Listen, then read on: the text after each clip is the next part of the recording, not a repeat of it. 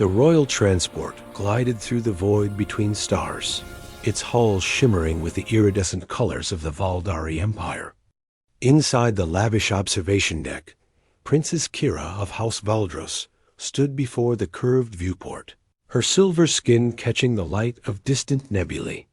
Her 4 arms were crossed in a gesture of barely contained irritation as she regarded the human standing at parade rest near the doorway. Commander James Blake looked unremarkable by any standard. Average height, brown hair kept military short, a face that wouldn't stand out in any crowd. His dress uniform was crisp but plain, bearing none of the ceremonial decorations that adorned her personal guard. The princess had made her displeasure known the moment the Galactic Council assigned him as her protection detail for the upcoming peace summit on Threshold Station. "I requested warriors," Kira said, her voice carrying the musical quality of her species. "The council sends me a diplomat in soldier's clothing."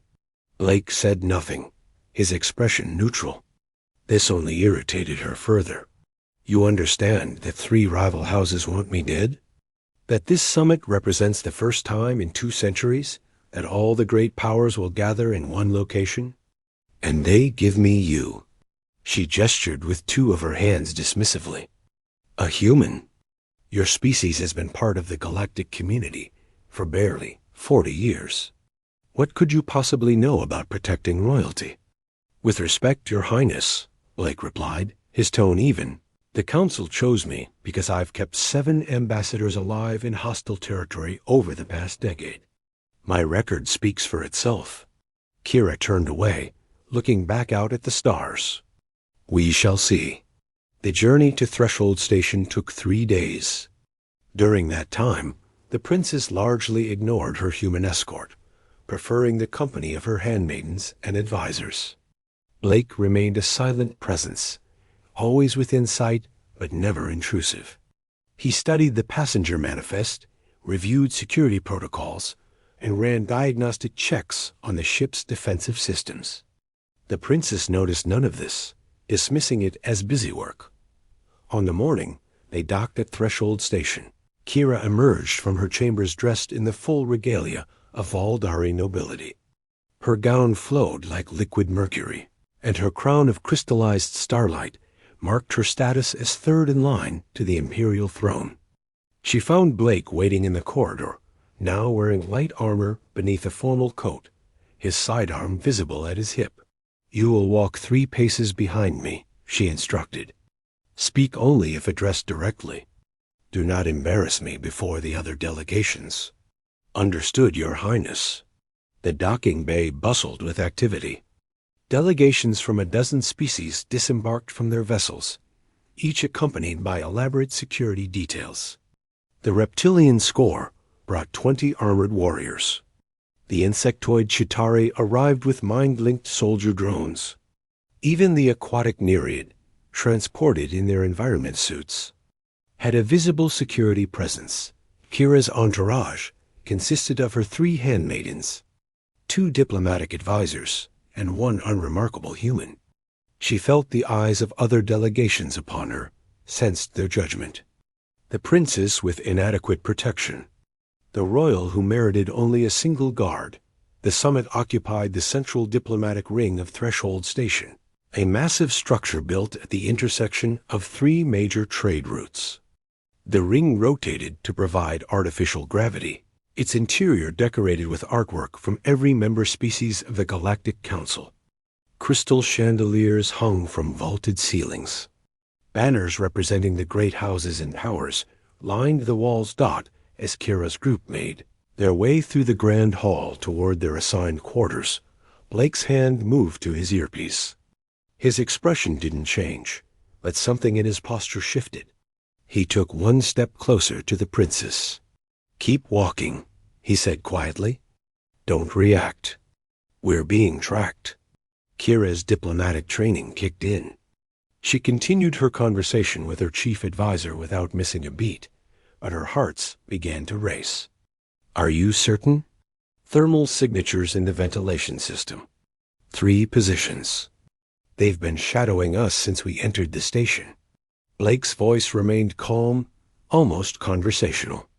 When we reach the intersection ahead, your handmaidens will continue straight to your quarters. You and I are turning right. I will not be ordered around by Your Highness. Blake's tone never changed, but something in those two words made her pause. People are going to try to kill you in approximately 40 seconds. You can trust me, or you can die.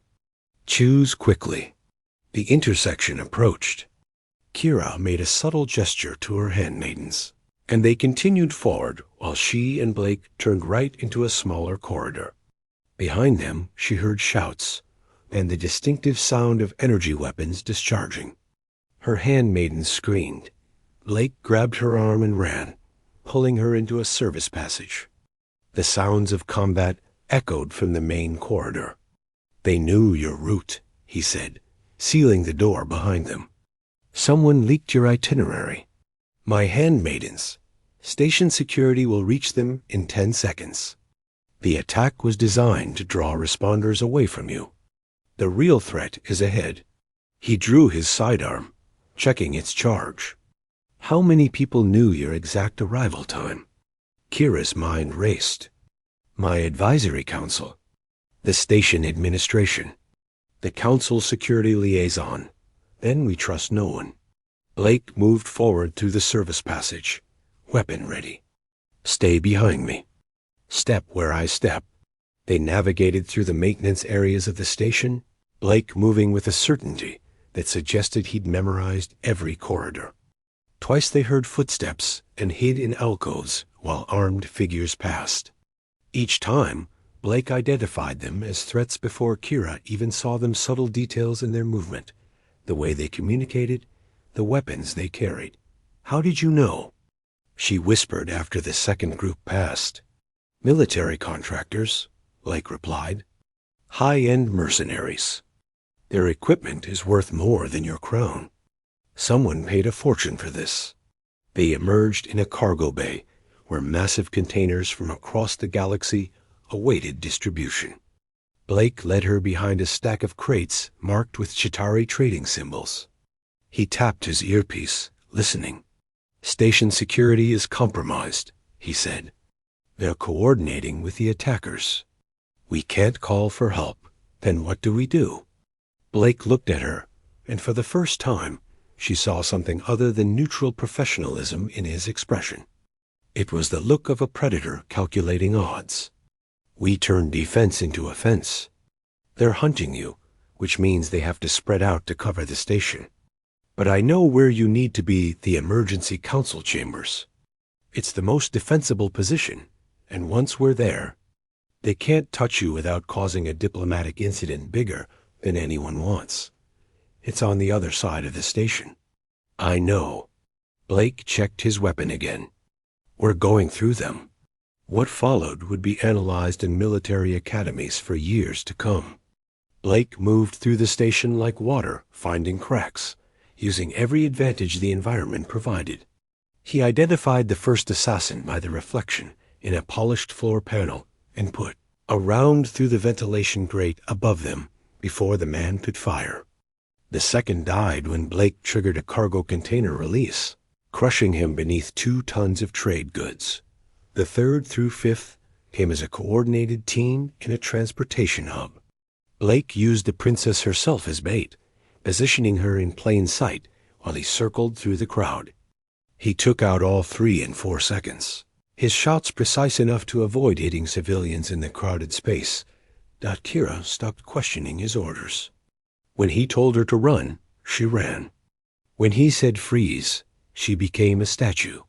Her royal pride seemed petty compared to staying alive. The 6th and 7th assassins cornered them in a restaurant overlooking the station's agricultural ring.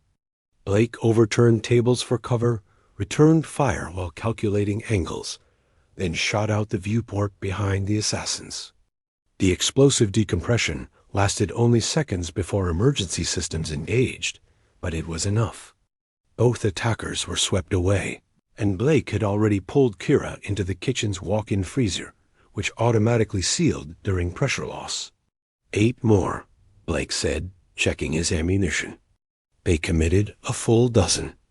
Professional overkill. "You're counting," Kira said, her voice shaking. "You've been counting this entire time. Always count your enemies, Your Highness. It's the only way to know when you're done." The eighth assassin tried subterfuge, approaching in a station security uniform. Blake shot him in the leg without hesitation. "Wrong hand for his sidearm," he explained as they stepped over the wounded man. Real security are trained to draw from their dominant side. Contractors often switch holster positions based on cover scenarios. Numbers 9 and 10 waited in an ambush near the council chambers, positioned with clear firing lanes and professional discipline. Blake didn't engage directly. Instead, he triggered a fire suppression system, filling the corridor with foam, then led Kira through a parallel maintenance shaft that emerged behind the assassin's position. 2 shots, 2 bodies. The 11th assassin was good enough to get a round off. It scored Blake's shoulder, burning through his coat. He didn't make a sound, simply adjusted his aim and returned fire. The assassin fell. "You're injured," Kira said. "Flesh wound. Keep moving." The 12th assassin was the team leader, and she was waiting at the entrance to the emergency council chambers. A score female, her scales dark as obsidian, dual energy weapons trained on the corridor's only approach. She had the high ground, superior firepower, and time to prepare her position. Blake studied the situation for 3 seconds. "Your Highness, I need your crown." "What?" "Your crown. It's crystallized starlight, which means it's essentially a prism." "Give it to me." Kira removed her crown with 2 of her hands, watching as Blake positioned it carefully on the floor, angling it toward an overhead light fixture. The concentrated beam reflected off the crystal, creating a dazzling array of light patterns that danced across the walls. "When I move, you run for the chambers. Don't look back." Blake stepped into the corridor. The score assassin fired immediately, but the light patterns had disoriented her targeting for just a fraction of a second. Blake rolled, came up shooting, and ended the threat with 2 precisely placed rounds. The emergency council chambers sealed behind them. Inside, representatives from the Galactic Council emerged from secure rooms, stunned by the sudden arrival of the princess and her bloodied escort. 12 confirmed hostiles eliminated, Blake reported to the senior council member. "Station security is compromised. Recommend immediate lockdown and investigation." Kira sank into a chair, her legs finally giving out. She looked at the human who had just fought through an army to keep her alive, the diplomat in soldier's clothing, the unremarkable man she had dismissed. "Why didn't you tell me?" she asked quietly. "Why didn't you say what you were capable of?" Blake holstered his weapon, finally allowing himself to show the exhaustion he felt. "Because, Your Highness, the best security is the kind people underestimate. If everyone knew what I could do, they would have sent 24 assassins instead of 12. The princess laughed, a sound caught between relief and hysteria. She had thought her human escort worthless, a diplomatic insult from the council. Instead, they had given her exactly what she needed, a wolf in sheep's clothing. A weapon disguised as a liability. "Commander Blake," she said, using his rank for the first time with genuine respect. "When this summit concludes, I want you to train my personal guard. All of them." Blake nodded, accepting a medical kit from a council aide. "It would be my honor, Your Highness." Outside the chambers, station security began the process of rounding up conspirators and investigating the breach. Inside, the princess watched her escort tend his wounds with the same calm efficiency he brought to everything else. She had learned something that day about humans, these relative newcomers to the galactic stage. They understood that battles weren't always won by the strongest or the most numerous. Sometimes they were won by the most underestimated, and sometimes that was the greatest advantage of all.